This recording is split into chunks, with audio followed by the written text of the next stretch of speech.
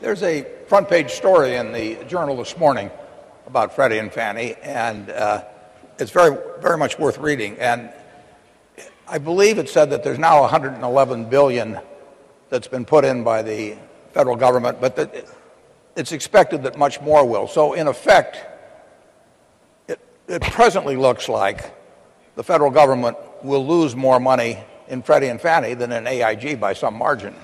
Well, Warren, as I look at these programs overall, okay, we will get every penny we put into the banks back, and then with a profit. Yeah, I think you're right. And I think when you look at all the other programs, we may be surprised at what we get back.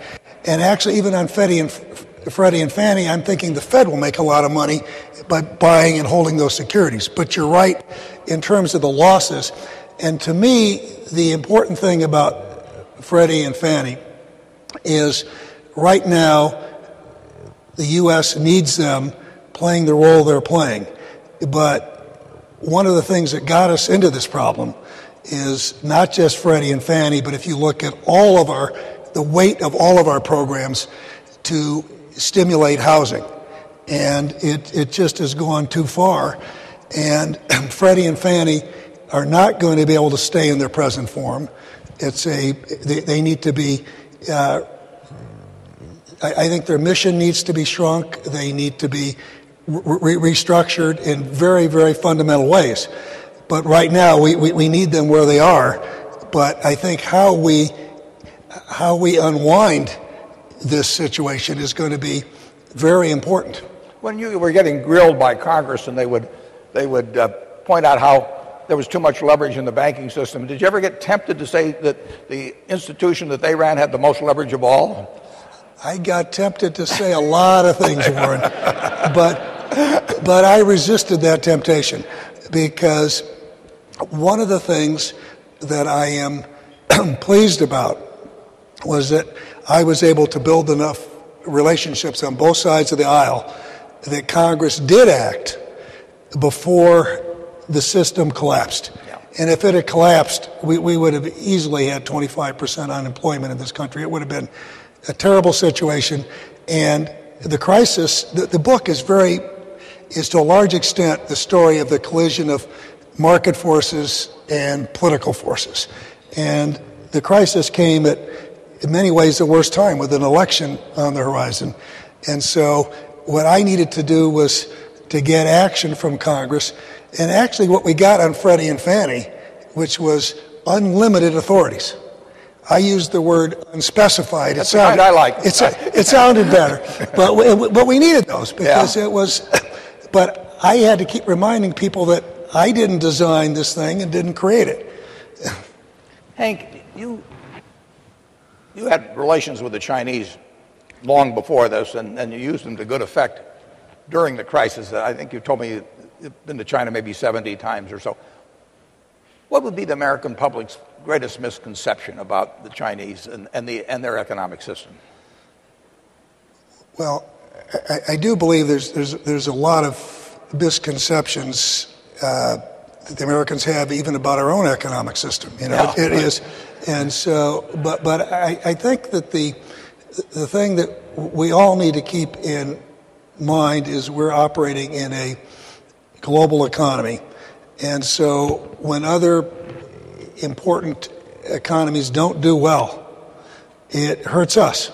Just like when we don't do well, it hurts others. And so the worst thing that could happen to us, and that could have happened to us during the crisis, would be to have had the Chinese economy falter and stop growing.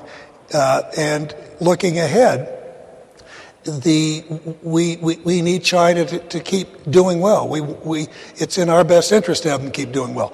Now there are plenty of differences, and there are differences in the economic area and in other areas. But I think that the most important thing for Americans to understand is that there is a relationship where we're both, to a large extent, dependent upon the other.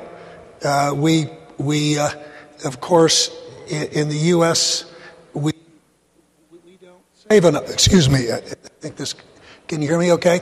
So in the U.S., we don't save enough. We have a tendency to save too little as a people and as a nation. We borrow too much, and so we, the Chinese savings in capital are very important to our capital markets. Now, the Chinese save too much, and they need to continue to open up their economy and continue to open it up to competition, to move forward with the reform process, to reform their currency, to move more quickly to a market-driven currency, all those things. And so there's very important differences, but we just need to remember that this is a relationship we need to get right, and we need to work very hard to get it right. And when you would tell them that in much more gentle terms from time to time, and what sort of response did you get when you talk to them about saving more and so on, or spending more? I would simply say that one of the things we started with under George Bush was a strategic economic dialogue, which is being carried on. And what I generally said, see, we agreed on principle. So they agreed they needed to open up their economy to competition, needed to continue to move the renminbi, which is their currency, so it was to a greater extent determined by the market. But we agreed in principle and the philosophy, but it was a matter of speed. And so I would be thinking they needed to move it this far in this period of time, and they were thinking they needed to move it this far in this period of time. But we talked very directly about it, and I think the thing that you need to remember is that when dealing with the Chinese or any other sovereign nation, we need to put it in terms of what it means to China and their people. And I was just totally convinced that to the extent they sped up the process of reform, it was only going to benefit them and help them get where they want to get over the longer term. And I would say to them, I believe in free trade and open markets, but you'll make it easier for me to fight to keep our markets open if you speed up the process of opening up your markets. But I felt we got very good results. If you look at the history and you look at what happened to the currency when I had the dialogue with the Chinese, I think the record will show that it moved. I was very proud of this 10-year framework on energy and the environment, because again, we are not going to solve the issues of climate and some of the environmental issues we have and energy issues unless you get the two biggest among the two biggest importers of oil and the two biggest emitters of carbon to work together. And there's a lot we can do working together between our two countries. And again, I'm a big believer in engagement, because there's very little you can do in this world that's important globally that's done on a unilateral basis. You mentioned President Bush. I'm a little bit like your mother. In fact, I want to get to meet her now. Remember, she's changed her mind now. No, well, when I get through with her, maybe she'll change back. But I did, through the book, I got more appreciation for what he did in this particular situation. In fact, I've read various economists, eloquent ones, Adam Smith or David Ricardo or Keynes and all of that, but I really have never heard a more eloquent statement that succinctly summed up the economic world than George Bush made in September, I think, of 2008, when he said, in a memorable 10 words, he said, "If money doesn't loosen up, this sucker can go down." Tell us.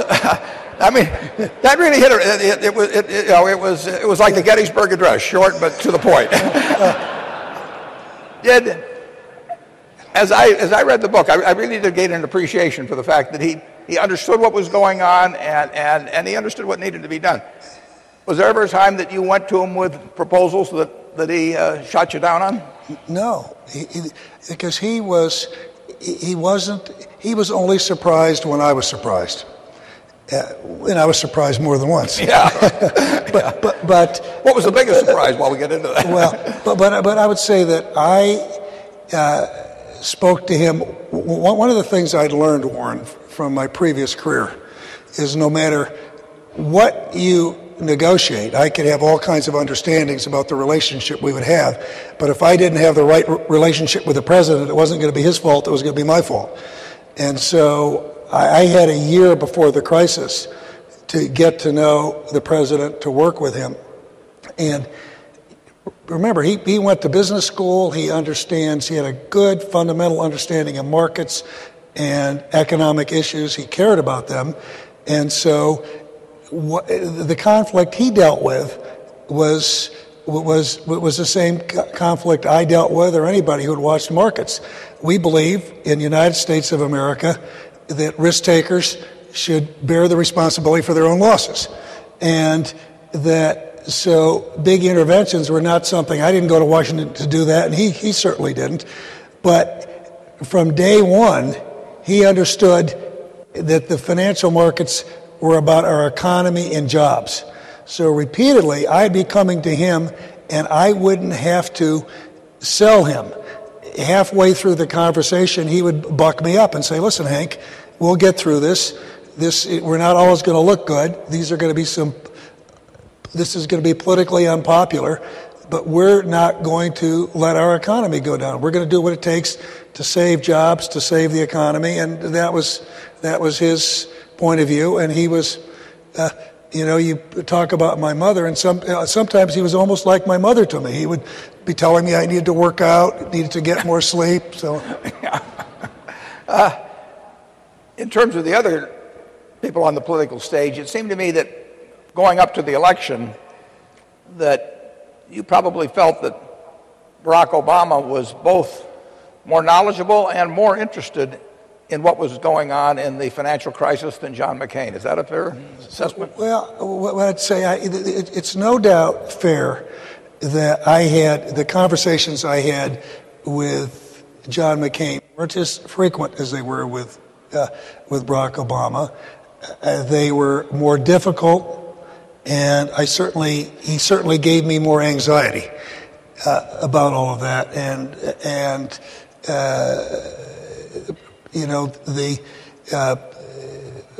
who's now President Obama was attentive, engaged, and I felt comfortable he was going to support what we needed to do. But I'm quite grateful to John McCain and have real respect for him, because let me tell you, there was an election 6 weeks away when we went to Congress, and there's no way we would have, in my judgment, got the TARP if John McCain had come out against it. And if he had played the populist card, we would have been left defenseless. And so as I look back, I'm increasingly grateful of the way he handled himself during this period. But during the time he gave, I lost a few hours of sleep.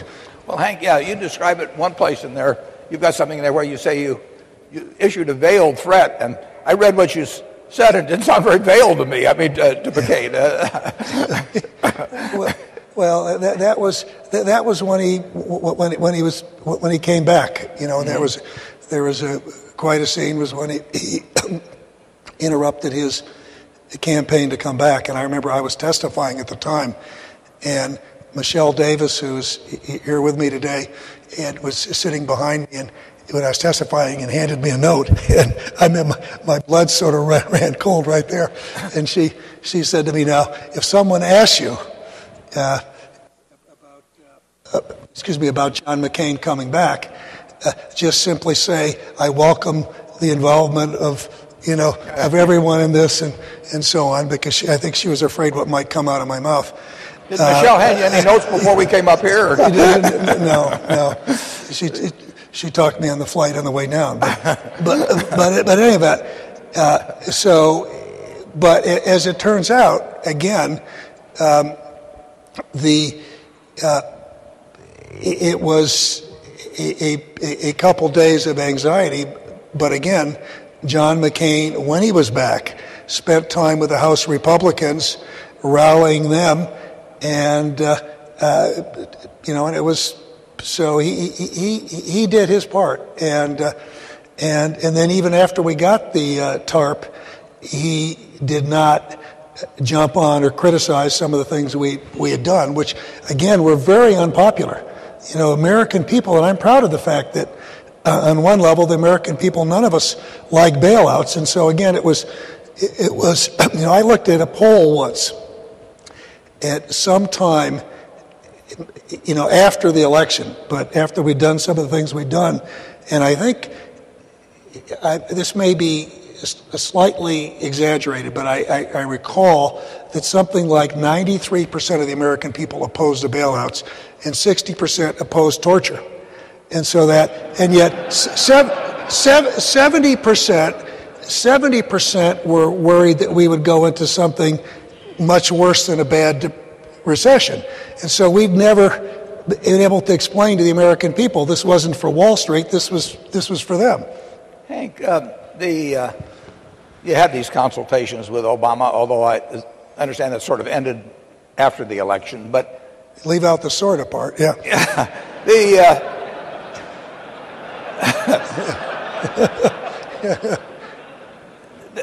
Both the president and members of the administration have repeatedly said during the past year that they really didn't anticipate how tough things would be in the economy. But from the message you were giving them, I mean, you expected things this tough, didn't you, or am I wrong on that? Well, Warren, I'd ask you sort of what you expected, because I did not expect them this tough. I expected them.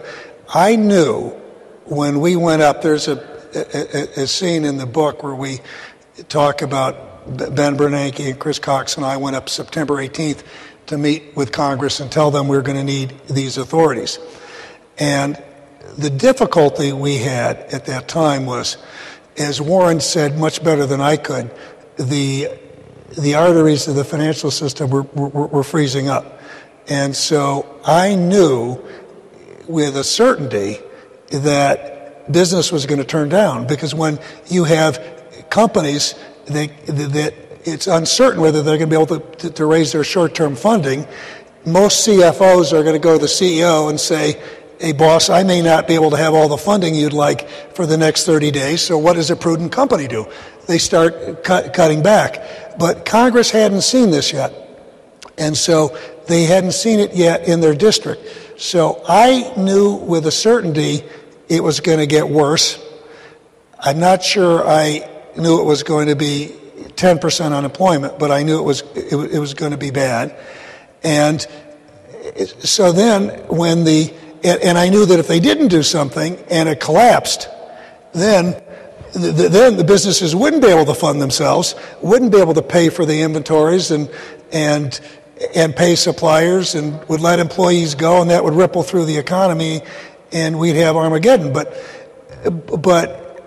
so then when the economy did turn down, we had this terrible situation of, as Congress saw it, because Congress saw it the way the American people had seen it, we went up and said, give us these authorities, and if you don't, we're going to be in deep doo-doo. It's going to be bad. Well, they gave us the authorities, and we were in deep doo-doo. And as Barney Frank said, it's very hard to get credit for preventing a disaster that people never saw or could see. Did you really get down on your knees to plead with Nancy Pelosi?